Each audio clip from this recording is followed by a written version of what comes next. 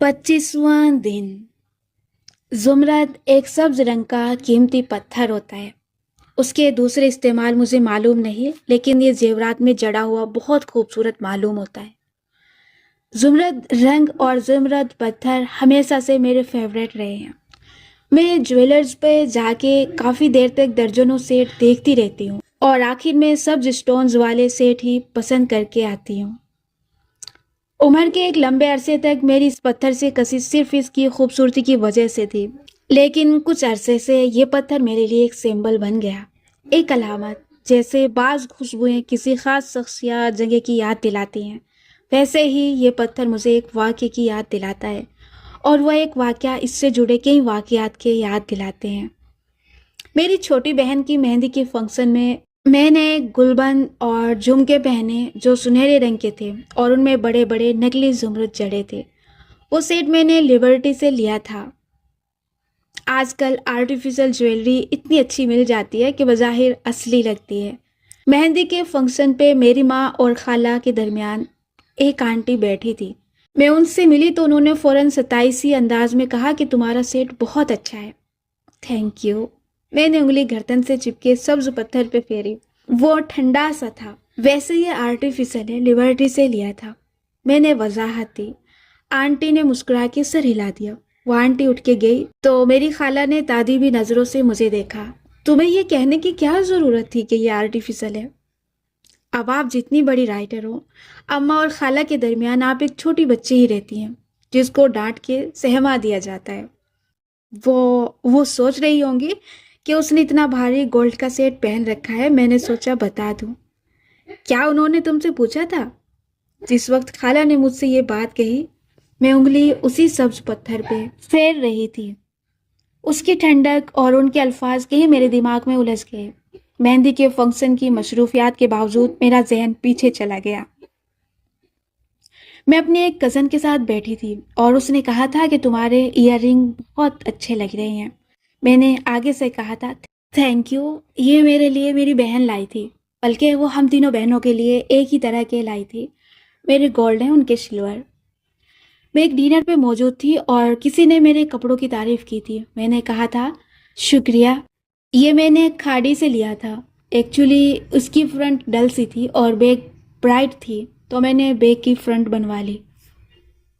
मैं अपनी भांजी के लिए एक फ्रॉक लाई और उसने किसी दावत पे पहनी। किसी ने तारीफ की तो नन्ही बच्ची ने मुस्कुरा के कहा कि ये निमरा खाला इस्तांबुल से लाई थी।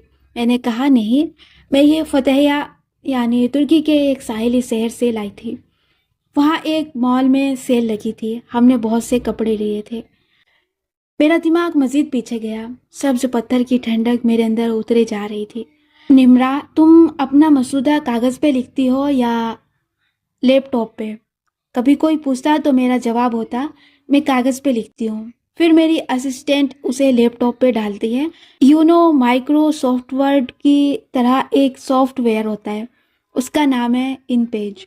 मैं उस पे किताब को एडिट करती हूँ। शुरू में मैं सिर्फ कागज़ पे लिखती थी। फिर तुम्हें पढ़ने का बहुत शौक है? किसी ने मेरे कमरे में मौजूद बुक सेल्फ को देख के कहा था। तुम्हारा बुक सेल्फ बहुत प्यारा है। हाँ, लेकिन ये वाला बुक सेल्फ सिर्फ डेकोर के लिए है। इसमें सिर्फ वाइट बुक्स हैं, क्योंकि सेल्फ ब्लैक है ना। जो सेल्फ मेरी स्टडी में है उसमें वो असल किताबें हैं जो मैं पढ़ती हूँ। ये तो बस डेकोर बुक्स हैं, वो दूसरी वाली। मैंने सर झटका और वहां से उठ खड़ी हुई। सब्ज पत्थर से मैंने हाथ हटा लिया था। उस वक्त मेहंदी के फंक्शन की रौनक और आवाज़ों के शोर में भी मुझे अपना एक मसला समझ में आ गया था। वो सब्ज पत्थर आज तक मेरे लिए एक अलामत है, जागने की अलामत, संभल जाने की अलामत। अपनी बात की गहराई में जाने से पहले मैं चंद एक मजीद किस्से सुनाए देती हूँ जो उस वक्त मुझे याद नहीं आए थे, लेकिन अब आ रहे हैं। एक दफ़ा मैंने डॉक्टर से अपॉइंटमेंट ली थी, लेकिन एन उस वक्त मुझे एक बहुत अहम काम आन पड़ा। मुझे वो काम याद नहीं, लेकिन मुझे वो माजरत याद है जो मैंने बहुत बुरा महसूस करते हुए डॉक्टर साहिबा को भेजी थी। आई एम सो सॉरी, मुझे फ़लाँ जगह जाना पड़ गया है, मैं ज़रूर आती अपॉइंटमेंट पे, लेकिन मुझे इस वक्त कोई ड्रॉप नहीं कर सकेगा और मैं ड्राइव नहीं करती, तो मैं ایک دفعہ مجھے ایک کزن کے سسرال میں فوتگی کا سنا تو مجھے اسے تعزیت کا فون کرنا تھا. میں پہلے دن نہیں کر سکی، دوسرے دن مجھے بھول گیا، تیسرے دن میں نے سوچا ابھی کرتی ہوں، اور پھر کئی دن تک وہ کام لٹکا رہا، یہاں تک کہ وہ کام ایک بوجھ بن گیا اور میرے دل میں مسلسل یہ ڈر بیٹھا رہا کہ میں اسے کیسے فیس کروں گی. جیسے ہی میں نے کوئی ایک ماہ بعد اسے کال کی، میں نے بات یوں شروع کی: آئی ایم سو سوری، میں بہت مصروف تھی، میں کال کرنا چاہ رہی تھی لیکن فلاں اور فلاں مسئلہ ہو گیا، میری سستی بھی آڑے آ گئی. اور یہ میرا کئی سال تک ایک پیٹرن آف بیہیویئر رہا ہے. اگر میں کسی کی کال نہ اٹھا سکوں تو میں کئی دن تک اس سے بات نہیں کر سکتی، یہ سوچ کے کہ اب اس کو کیا وضاحت دوں گی کہ کیوں نہیں اٹھائی. اچھا، کروں گی کسی دن اس کو فون، لیکن پچھلے کال نہ اٹھانے کی وضاحت جو نہیں دی تھی وہ بوجھ کی طرح دل پہ چھائی رہتی ہے. ایک دفعہ مہمان آئے تو میں ورک آؤٹ کے لباس میں تھی. ملازمہ نے ان کو لانگ روم میں بٹھایا، امی ان کے پاس چلی گئی. میں نے تیار ہونے میں 10-15 منٹ لگائے. میں باہر آئی تو وہ جانے والے تھے، تھوڑی دیر کے لیے آئے تھے، چند منٹ بیٹھے اور چلے گئے. لیکن میں نے یہ چند منٹ یہ وضاحت دینے میں لگائے کہ ہائے، آئی ایم سو سوری، یہ میرا ورک آؤٹ ٹائم تھا اور مجھے حلیہ درست کرنے میں وقت لگ گیا، سو سوری. اور بعد میں مجھے کئی ہفتے اس بات کا گلٹ رہا کہ وہ کیا کہتے ہوں گے. لیکن یہ عادت ختم کیے یا بہت حد تک کم کیے مجھے ایک عرصہ گزر چکا ہے. آج جب میں یہ بات لکھ رہی ہوں تو آپ جانتے ہوں گے کہ میری امی بیمار ہیں. اس کتاب کو شروع کرتے وقت وہ تندرست تھی، وہ اس کتاب کے ساتھ ہی بیمار ہوئی، ان کا آپریشن ہوا اور اب وہ گھر آ چکی ہیں. ان کی ہر روز فزیو تھراپی ہوتی ہے، روز 1 گھنٹے کے لیے فزیو تھراپسٹ آ کے ان کی تھراپی کروا کے جاتی ہے. وہ 1 گھنٹہ شام 5 سے 6 بجے کا ہوتا ہے. وہ آج کی نمرہ کیسی ہے؟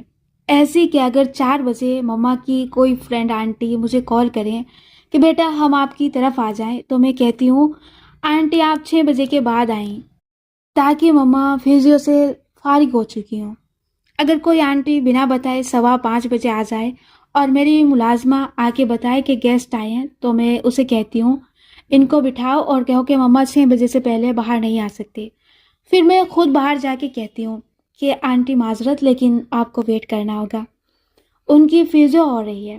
اگر آپ بتا دیتی تو میں آپ کو 6 بجے کے بعد آنے کا کہتی، اور میں اس بات کی پرواہ کیے بغیر کہ وہ کیا سوچتی ہیں اندر آ جاتی ہوں. پھر میں ان کی فزیو کروا کے 6 بجے ہی کمرے سے باہر آتی ہوں. میں اب کسی کے سوچنے کی پرواہ کرتے ہوئے خود کو اور مما کو گلٹ میں نہیں ڈالتی. مہمانوں کو بتا کے آنا چاہیے تھا، اگر وہ بتا کے آتے تو میں اپنا شیڈیول اسی لحاظ سے ترتیب دیتی. ان کو انڈرسٹینڈ کرنا چاہیے، اور اگر وہ کسی غلط فہمی کا شکار ہوتے ہیں تو کوئی بات نہیں، وہ میچور بالغ لوگ ہیں، میں میچور بالغ انسان ہوں. میرے اندر اب مس انڈرسٹینڈ ہونے کا خوف ختم ہو گیا ہے. یہ وہ لفظ ہے جس کی طرف میں آ رہی تھی، مس انڈرسٹینڈ ہونے کا خوف. یعنی یہ خوف کہ لوگ ہمیں غلط نہ سمجھیں. یہ خوف انسان کو لمبی لمبی وضاحتوں پہ مجبور کرتا ہے. اس کو کہتے ہیں اوور ایکسپلین کرنا. اوور ایکسپلیننگ ایک ایسی عادت ہے جو کم عمری سے کچھ لوگوں میں پختہ ہو جاتی ہے. اس کی وجہ ہمارا غلط سمجھے جانے کا خوف ہے. ہمارا وہ خوف کہ لوگ کیا کہیں گے ہم سے اوور وضاحتیں کرواتا ہے. آپ نے آج کل بہت سنا ہوگا کہ لوگ کیا کہیں گے اس کی پرواہ کرنا چھوڑ دینی چاہیے. لیکن کیسے؟ ہم کیوں نہیں چھوڑ پاتے اس چیز کی پرواہ کرنا؟ کیونکہ ہم اس ٹاکسک عادت کی وجہ کو نہیں سمجھ پاتے. ہم جب تک اس کا پیٹرن نہیں سمجھیں گے ہم اس عادت سے نہیں نکل سکیں گے.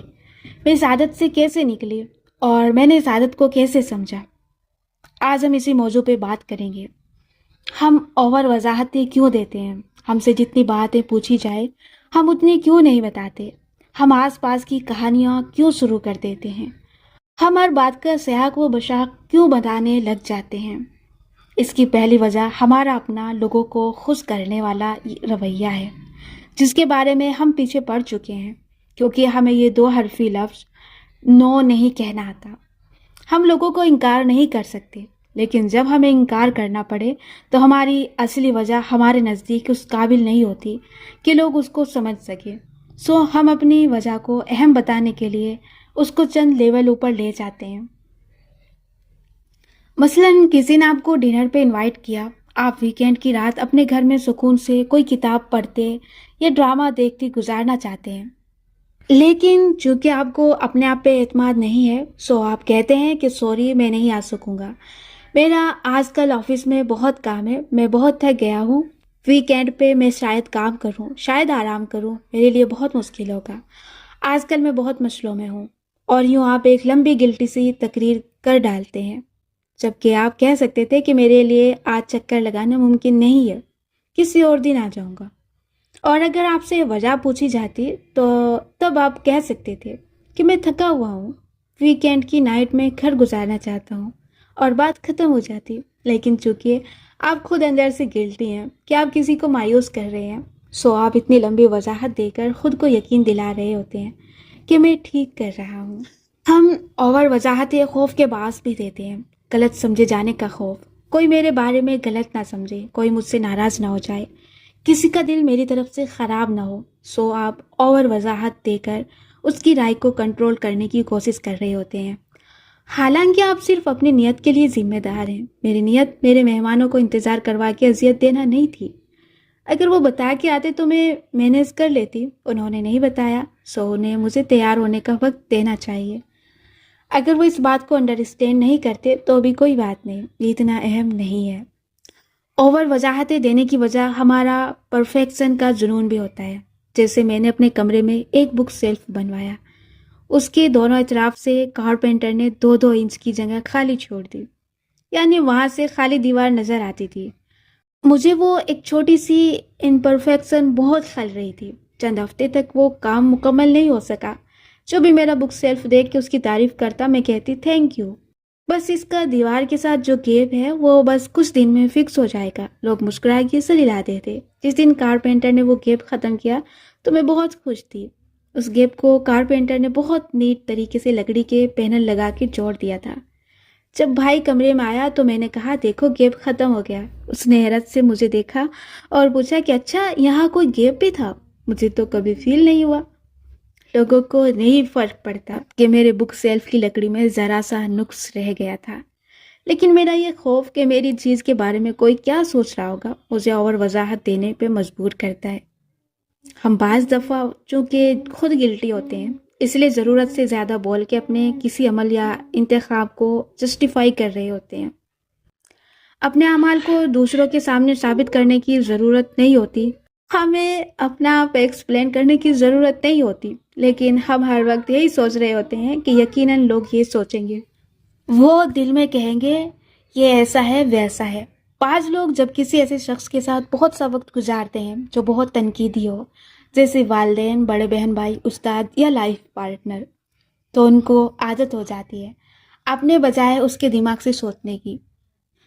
آپ نے اپنی بڑی بوڑھیوں کو دیکھا ہوگا، وہ ہر وقت اپنے شوہروں کو صفائیاں پیش کر رہی ہوتی ہیں، کیونکہ ان کے زمانے کے شوہر اور آج کل کے شوہر بھی بیویوں پہ نکتہ چینی کر کر کے ان کو اتنا سیلف ڈاؤٹ کا شکار کر دیتے ہیں کہ وہ اپنے ہر عمل کی وجہ بیان کرنا ضروری سمجھتی ہیں، اور اگر وہ شخص زندگی سے نکل بھی جائے یا اپنا رویہ بھی بدل لے، تب بھی وہ عادت آپ کی شخصیت کا حصہ بن جائے گی، یا یہ عادت بنا کسی وجہ کے بھی آپ کے اندر ہو سکتی ہے، جیسے مجھے خود نہیں معلوم کہ میں اتنا اوور ایکسپلین کیوں کرتی تھی۔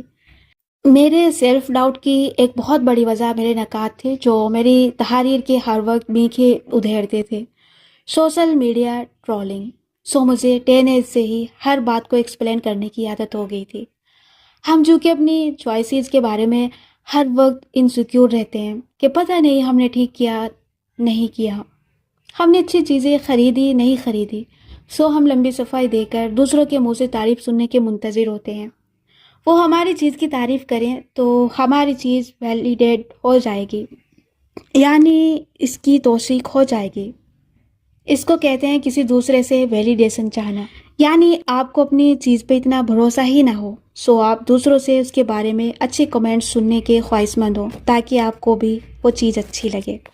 میں آپ کو ایک مثال دیتی ہوں۔ میرے کمرے میں ایک گرے دیوار ہے، اس پہ سفید رنگ کے 3 بڑے بڑے فریم آویزاں ہیں، وہ میں نے آئیکیا سے لیے تھے۔ آپ نے نہیں پوچھا لیکن میں پھر بھی بتا رہی ہوں، وہ آؤل فریم ہے اور ان کی شکل ایسی ہے جیسے स्नो वाइट के आईने की होती थी। इन फ्रेम्स के अंदर कोई तस्वीर या कोई शीशा कुछ नहीं लगा।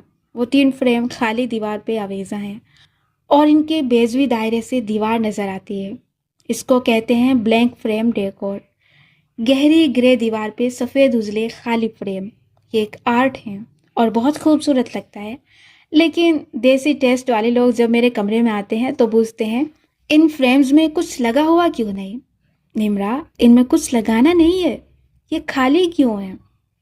ऐसे में मैं गहरी सांस लेकर कहती हूँ, नहीं आंटी, ये ब्लैंक फ्रेम डेकोर है, ये ऐसे ही अच्छा लगता है। डार्क ग्रे वॉल पे वाइट फ्रेम ताकि वो उठ के आए। जिस शख्स को इस डेकोर की सेंस नहीं होती वो इसको नहीं समझ सकता। ये आर्ट है और मुझे ये ऐसे ही पसंद है।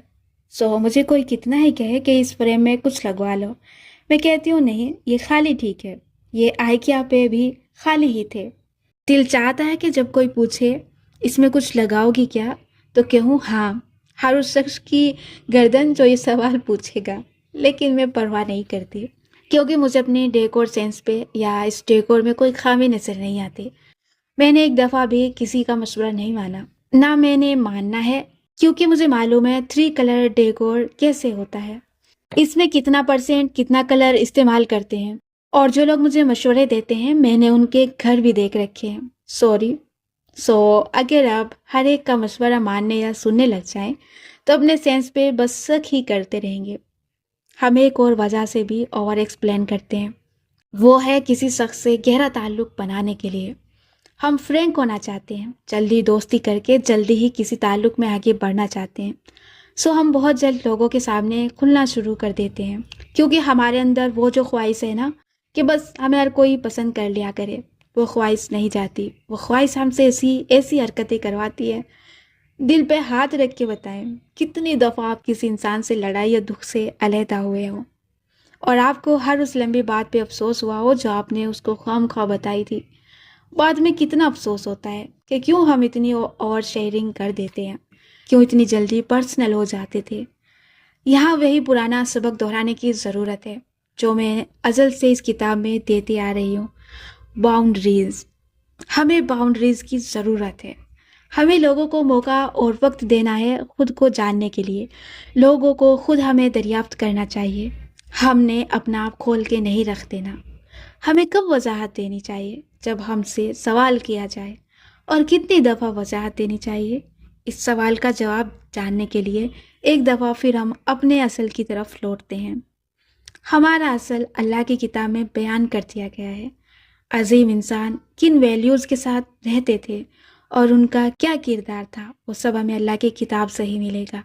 सूरा यूसुफ किस्सों में बेहतरीन किस्सा इसलिए है कि उसमें इंसान को अपनी किरदार साजी करने के लिए बहुत कुछ मिलता है। कुछ रोज़ कबल हमने इज़्ज़त पाने और देने की बात की, आज हम वजाहतों की बात करते हैं। हम लोग तो खैर से हर छोटी बड़ी बात की सफाइयाँ देने के आदी हो चुके हैं, लेकिन अजीम इंसान ऐसे नहीं थे। आप यूसुफ अलैहिस्सलाम का किस्सा देख लें। इस किस्से में पहला वाक़या उनके ख्वाब का है। यूसुफ अलैहिस्सलाम ने अपना ख्वाब अपने वालिद याकूब अलैहिस्सलाम से बयान फरमाया। ये एक पर्सनल चीज़ थी। याकूब अलैहिस्सलाम ने अपने बेटे से फरमाया कि इसको अपने भाइयों से भी शेयर ना करना, क्योंकि वो उनके मनफी रद्द अमल से यूसुफ अलैहिस्सलाम को बचाना चाह रहे थे। हमने क्या सीखा? हर बात हर एक को बताने के लिए नहीं होती। ओवर शेयरिंग नहीं करनी चाहिए। किसी को क्या मालूम यूसुफ अलैहिस्सलाम को ख्वाब में क्या आया है। बिलखुसूस जो अच्छी बातें या अच्छे प्रोजेक्ट या आइडियाज़ जिनको आपने अभी मुकम्मल नहीं किया होता, उनको बताने से मना फरमाया गया है। क्योंकि मैंने हमेशा देखा है कि जब हम अधूरे काम एक्साइटमेंट में सबको बता दें तो वो पूरे नहीं हो पाते, या वैसे नहीं हो पाते जैसे हम चाहते थे, ऐसे जैसे किसी चीज़ का जायका मर जाता है। यूसुफ अलैहिस्सलाम के भाई जब इनको कुएं में डाल के कुर्ते पे झूठ मूठ का खून लगा के आए तो उन्होंने अपने बाप को एक लंबी वजाहत दी कि हम खेलने लग गए, यूसुफ को सामान के पास छोड़ गए, उसे भेड़िया खा गया, और तुम नहीं यकीन करोगे हमारा बेशक हम सच्चे भी हों। और वाकई याकूब अलैहिस्सलाम ने उनका यकीन नहीं किया, क्योंकि वो अपने गिल्ट के पास खुद को ओवर एक्सप्लेन कर रहे थे। हमने क्या सीखा? जब कुछ गलत हो जाए, और हम सबसे गलत हो ही जाता है कुछ ना कुछ, تو زیادہ ایکسپلین کرنا آپ کو مجرم ثابت کر ہی دیتا ہے، اور زیادہ صفائیاں دینے والا ویسے ہی مجرم لگتا ہے۔ آگے کیا ہوا؟ عزیز کی بیوی نے یوسف علیہ السلام کو مائل کرنا چاہا، لیکن انہوں نے انکار کر دیا۔ ایک سطر میں انکار کی وجہ بھی بتا دی: اللہ کا خوف، اور یہ کہ تمہارے شوہر نے مجھے بہت اچھے سے رکھا ہے۔ اس سے خیانت کا سوچنا بھی یوسف علیہ السلام کے لیے ناممکن تھا۔ ہم نے کیا سیکھا؟ اپنی ویلیوز کے لیے بنا کسی گلٹ کے ایک سطر میں انکار کیا جا سکتا ہے۔ لوگوں کو خوش کرنے کے لیے ان کی ہر بات نہیں مانی جاتی، اور انکار کے لیے لمبی چوڑی صفائیوں کی ضرورت نہیں ہوتی۔ عزیز کی بیوی اور یوسف علیہ السلام کو اس کمرے سے نکلتے جب عزیز نے دیکھ لیا اور بیوی نے جان لیا کہ وہ پکڑی گئی ہے، تو اس نے فوراً یوسف علیہ السلام پہ الزام لگا دیا کہ کیا سزا ہونی چاہیے اس شخص کی جو تمہاری بیوی کے ساتھ برائی کا ارادہ کرے۔ اس بات پہ یوسف علیہ السلام نے ایک ہی سطر میں اپنی صفائی دی۔ ایک الزام لگا سو ایک وضاحت دی۔ آپ اس الزام کے جواب میں یوسف علیہ السلام کی لمبی وضاحت کرتے نہیں دیکھتے، نہ انہوں نے اگلے پچھلے حساب نکال لیے۔ انہوں نے ایک سطر میں اپنی پوزیشن واضح کر دی۔ ایک گواہ نے گواہی بھی دی تھی اور ان کی بے گناہی ثابت بھی ہو گئی، لیکن عزیز کی بیوی نے جب لوگوں کو باتیں کرتے سنا تو اس نے عورتوں کو بلایا اور سب کے ہاتھوں میں چھریاں تھما دی۔ پھر اس نے یوسف علیہ السلام کو بلایا تو ان کا رعب حسن دیکھ کے وہ عورتیں اتنی دم بخود ہوئی کہ انہوں نے چھریوں سے اپنے ہاتھ کاٹ لیے۔ اس پہ عزیز کی بیوی نے ان عورتوں کو اپنے یوسف علیہ السلام کے لیے احساسات بیان کرتی ہے۔ میں یہ واقعہ پڑھتے ہوئے سوچ رہی تھی کہ وہ بڑی بے خوف عورت تھی۔ اس کو معلوم تھا کہ لوگوں کے پوچھے بنا وہ یہ سب بتا کے خواہ مخواہ اپنی عزت مزید خراب کر رہی ہے۔ اس کے شوہر کو پہلے سے ہی سب معلوم تھا، لیکن اس نے پھر بھی یہ کیا۔ ہمارے لیے کیا سبق ہے کہ اپنی پرسنل باتیں یوں دوستوں کی محفلوں میں نہیں کرنی چاہیے۔ یہ کوئی اچھی بات نہیں ہے، کیونکہ آگے یہ بات بادشاہ کے محل تک پہنچ گئی تھی۔ اپنی ہر بات ہر ایک کے سامنے بتا دینا صرف اپنی انا کی تسکین کے لیے کوئی عقل مندی نہیں ہے۔ یہ آخر میں انسان کو ذلیل کروا دیتی ہے۔ اب یوسف علیہ السلام قید خانے میں قید کر دیے گئے۔ انہوں نے ان عورتوں کے میلو ڈرامے سے بہتر قید کو سمجھا۔ سب کو معلوم تھا کہ یوسف علیہ السلام بے گناہ ہیں، پھر بھی کسی نے ان سے وضاحت نہیں مانگی، نہ انہوں نے خواہ مخواہ ہر ایک کے سامنے اپنی صفائی دی۔ قید خانے میں 2 قیدیوں نے ان سے اپنے خواب شیئر کیے۔ یوسف علیہ السلام نے کہا کہ میں تمہیں ان کی تعبیر خانہ آنے سے پہلے بتا دوں گا، لیکن یہاں انہوں نے تعبیر فوراً نہیں بتائی۔ وہ یوسف علیہ السلام جو اپنی صفائی صرف ایک سطر میں دیا کرتے تھے، انہیں یوسف علیہ السلام نے ایک طویل پیرائے میں ان قیدیوں کو پہلے اللہ کی باتیں بتائی۔ انہوں نے ان قیدیوں کو بتایا کہ اللہ تعالیٰ کون ہے اور وہ ہم سے کیا چاہتا ہے۔ آپ جب ایک رو میں یہ سورہ پڑھ رہے ہوتے ہیں تو اس مقام پہ قدرے حیران ہو جاتے ہیں کہ عام طور پہ سوچ سوچ کے بولنے والے یوسف علیہ السلام نے بنا کسی کے پوچھے جب اللہ کی باتوں کا ذکر کیا تو اس کو طویل کیا۔ یہ ایک ایسی چیز تھی جس کی وضاحت کسی نے نہیں مانگی۔ ہم نے کیا سیکھا؟ صرف اللہ کی بات بتانے کے لیے لمبی لمبی باتیں کرنی چاہیے۔ پرسنل باتوں کو ہر ایک پہ آسکار کرنے کے لیے نہیں۔ اللہ تعالیٰ کے بارے میں جتنا بھی بول لو، کہہ لو، لکھ لو، آپ مشکل میں نہیں پڑیں گے۔ آپ کے خیالات سے لوگ اختلاف کر سکتے ہیں، آپ کی بات کو رد کر سکتے ہیں، آپ ان سے بحث میں پڑھ کے اپنی توانائی ضائع کر سکتے ہیں، جیسے سوشل میڈیا پہ اکثر لوگ بحث میں پڑھ کے کیا کرتے ہیں۔ لیکن اللہ تعالیٰ کے بارے میں لمبی لمبی باتیں کرنا آپ کو مشکل میں نہیں ڈالتا، یا آپ کو پچھتاوے میں نہیں ڈالتا جتنی اپنے بارے میں باتیں کھولتے رہنے سے ہوتا ہے۔ اگر آپ کو ہر وقت بولنے کی عادت ہے تو اللہ تعالیٰ کے بارے میں باتیں کیا کریں، یہ آپ کو کبھی بھی پچھتانے نہیں دیں گی۔ جب یوسف علیہ السلام کو بادشاہ نے اچھی تعبیر کرنے اور تعبیر دینے پہ بلوایا تو یوسف علیہ السلام نہیں گئے۔ انہوں نے کہا کہ بادشاہ سے کہو پہلے معلوم کریں کیا بنا ان عورتوں کا جنہوں نے اپنے ہاتھ کاٹ لیے تھے۔ یعنی انہوں نے یہاں بھی یہ نہیں کیا کہ بادشاہ کے پاس جا کے پہلے اپنی صفائی دیتے یا اس عورت کے خلاف بولتے۔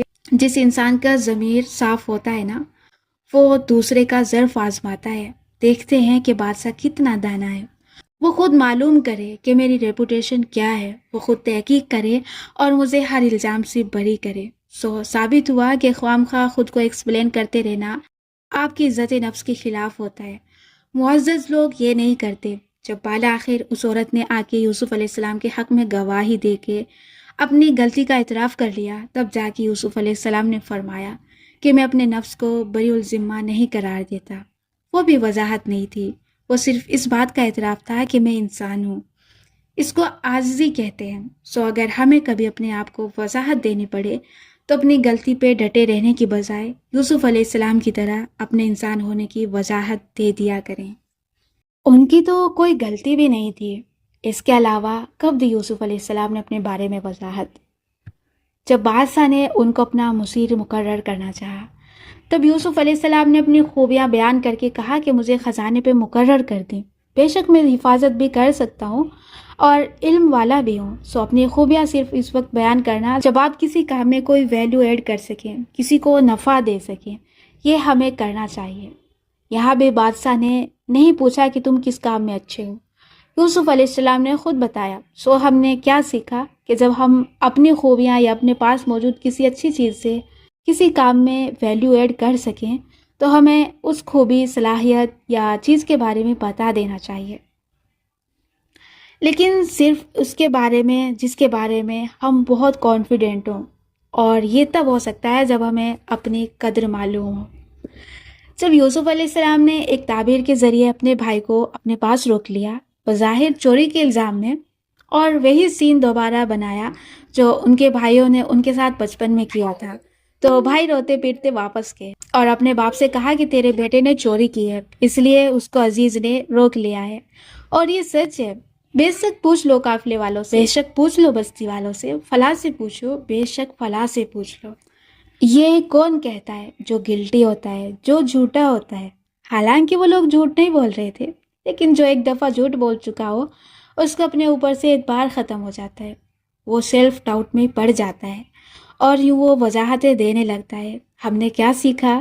ہر حالت میں سچی اور صاف بات کرنی چاہیے تاکہ ہم لمبی وضاحتوں سے خود کو بچا سکیں اور ہمارا سسٹم بیلنس ہو جائے۔ سورہ یوسف کو یہی مکمل کر کے ہم اپنی زندگیوں کی طرف آتے ہیں۔ آپ کیسے اپنی روزمرہ کی زندگیوں میں اوور وضاحتیں دینے سے بچ سکتے ہیں؟ آپ کو کیا چیز وضاحت دینے پہ اکساتی ہے؟ اس کو انگریزی میں ٹریگر کہتے ہیں۔ جیسے پستول کا ٹریگر دبانے سے گولی آگ کی طرح باہر نکل کے تباہی کر دیتی ہے، ویسے ہی ہمارا کوئی ایک ٹریگر ہوتا ہے جو بنا سوچے سمجھے ہم سے کوئی کام کروا دیتا ہے۔ آپ کا ٹریگر کیا ہے؟ آپ کب ایک دم سے وضاحتیں دینے لگ جاتے ہیں؟ کوئی ہمیں برا نہ سمجھے، کوئی ہماری نیت پہ شک نہ کرے، کوئی یہ نہ کہے کہ یہ فضول خرچ ہے اور اصل جویلری پہ اتنے پیسے خرچ کرتی ہے، سو آپ اس کو ضرور بتائیں کہ نہیں، میں نے یہ لبرٹی سے 1000 روپے میں لیا تھا، ہاں ہاں کر لیں آپ، مجھے اجازت ہے۔ یا جب آپ کسی سے دوستی کرنا چاہیں، کسی کے قریب ہونا چاہیں، کب آپ بہت بولتے ہیں؟ جب کسی کو امپریس کرنا ہو، جب آپ کو لگے کہ سب آپ کو گھیر کے آپ پہ حملہ کر رہے ہیں۔ اپنے اس ٹریگر کو پہچانیں اور اگلی دفعہ اس سچویشن میں جائیں تو پہلے سے ہی خود کو خبردار کر لیں۔ نمبر 2، اپنے الفاظ کو مختصر رکھنا سیکھیں۔ یہ وہ چیز ہے جس کی پریکٹس آپ ابھی اس کتاب کو بند کرنے کے بعد سے شروع کر سکتے ہیں۔ آج سے آپ جس کو بھی ٹیکسٹ کریں یا جس سے بھی بات کریں، کیونکہ آپ جس دنیا اور جس موبائل میں رہتے ہیں وہ انسانوں سے بھرے ہیں، سو آپ کو مسلسل لوگوں سے بات کرنی ہوتی ہے۔ اپنے ٹیکسٹ اور الفاظ کو چھوٹا رکھیں، جو پوچھا جائے وہی بتائیں۔ اس چیز کو آہستہ آہستہ پریکٹس کریں۔ میں نے جتنے بھی ایسے لوگ زندگی میں دیکھے ہیں جو بہت انسپائرنگ ہوں یا رعب دار ہوں یا جن سے میں بہت متاثر رہی ہوں، ان کے ٹیکسٹ ہمیشہ مختصر مگر جامع ہوتے ہیں۔ الفاظ جتنے مختصر مگر جامع ہوں اتنے پراسرار ہوتے ہیں۔ الفاظ جتنے زیادہ ہوتے ہیں اتنی ہی ان کی قدر کم ہوتی ہے۔ یہاں رائٹرز اور ان کی کتابوں کی بات نہیں ہو رہی، ہمیں لائسنس ہے لمبی لمبی کتابیں لکھنے کا۔ اچھا، نمبر 3، وضاحتوں کی جگہ سوال پوچھا کریں۔ اگر آپ کو بھی وضاحتیں دینے کی عادت ہے اور یہ کم نہیں ہو پا رہی تو اس کو سوالات سے بدل دیں۔ جب کسی ایسی محفل میں بیٹھیں جہاں آپ ہر دفعہ بہت بول جاتے ہوں، وہاں سوال پوچھا کریں۔ بجائے اس کے کہ آپ لوگوں کو وضاحتیں دیں لمبی لمبی کے، آپ لوگوں سے سوال پوچھا کریں، کیونکہ اگر آپ کو بولنے کا شوق ہے تو آپ اپنی نیچر نہیں بدل سکتے، آپ نے خود کو مجبور نہیں کرنا، بس اپنے بارے میں بتانے کے بجائے زندگی، ویلیوز، اللہ کی کتاب، ایسی چیزوں پہ بات کریں یا سوال پوچھا کریں۔ کوئی کہے کہ تمہارا نیکلیس بہت اچھا لگ رہا ہے تو کہیے تھینک یو، آپ پہ بھی یہ کلر بہت سوٹ کر رہا ہے، آپ کہاں سے لیتی ہیں اتنے چپ پرنٹس؟ کیا یہ بہتر نہیں ہے؟ لیبرٹی کی شاپنگ بتانے سے تو بہتر ہے نا؟ ہمیں کیوں اپنا آپ اوور ایکسپلین نہیں کرنا چاہیے؟ کیونکہ یہ ہمارا اعتماد ختم کرتا ہے اور ہم اس سائیکل سے کبھی نہیں نکل پاتے کہ اوہو کہیں وہ میرے بارے میں یہ نہ سوچے۔ بھئی اس کو سوچنے دو، وہ جو سوچتا ہے وہ ایک بالغ انسان ہے، اس کی اپنی سوچ ہے، اس سے کوئی فرق نہیں پڑتا اگر وہ آپ کو غلط سمجھے۔ میچورٹی کس چیز کا نام ہے؟ میچورٹی غلط سمجھے جانے کو قبول کرنے کا نام ہے۔ لوگ بہت دفعہ آپ کو غلط سمجھیں گے، یہ ہوگا، یہ ضرور ہوگا۔ لوگ آپ کی صلاحیت، آپ کی نیت، آپ کی قابلیت، ہر چیز کو غلط سمجھیں گے۔ اس لیے زندگی میں ایک ایٹیٹیوڈ بہت ضروری ہے کہ یہ اتنا اہم نہیں ہے کہ میں اس کے اوپر اپنا سکون برباد کروں۔ جیسے جیسے آپ اپنے اندر کے انسان سے واقف ہونے لگیں گے، آپ کے اندر ایک سکون آنے لگتا ہے۔ آپ کو اچھے لگتے ہیں نا وہ پرسکون قسم کے لوگ جو ہر وقت بڑے ٹھنڈے رہتے ہیں، جن کو بات بات پہ غصہ نہیں آتا اور بڑے سے بڑے کرائسس کے وقت بھی وہ تحمل سے اس کا حل نکالتے ہیں۔ آپ بننا چاہتے ہیں نا ایسے، لیکن ایسا تب بنا جا سکتا ہے جب آپ خود سے واقف ہوں، آپ کو معلوم ہو کہ میری کمزوری کیا ہے، مجھے کیا چیز ٹریگر کرتی ہے، مجھے کیا چیز کمزور کرتی ہے، کس قسم کے لوگوں کے ساتھ مجھے اپنی کم مائیگی کا احساس ہوتا ہے، کس طرح کی باتیں مجھے ہرٹ کرتی ہیں۔ آپ ایک ایسی کتاب ہیں جسے آپ دونوں ہاتھوں میں پکڑے دوسروں کو کھول کے دکھا رہے ہیں، ایسے کہ آپ کو اس کا صرف سر ورق نظر آ رہا ہے، مگر دوسرا اندرونی صفحات ٹھیک ٹھیک پڑھ سکتا ہے اور وہ پڑھ کے آگے گزر جاتا ہے۔ آپ نے اس کتاب کا رخ موڑنا ہے، دوسروں کو صرف سر ورق نظر آنا چاہیے، یا وہ جو کتاب کی پوسٹ پہ لکھا ایک پیرایا جس میں کتاب کا تعارف ہوتا ہے نا، بس وہ بہت ہے۔ جب آپ اس کتاب کا رخ موڑ لیں گے تو یہ خود بخود دوسروں کے سامنے سے ہٹ جائے گی، اور یہ تب ہوگا جب آپ خود کو پڑھنے لگیں گے۔ آج کے سوالات۔ نمبر 1، اس ہفتے وہ کیا کام ہے جس سے آپ بچتے پھر رہے ہیں اور اس کے بارے میں سوچنا نہیں چاہتے؟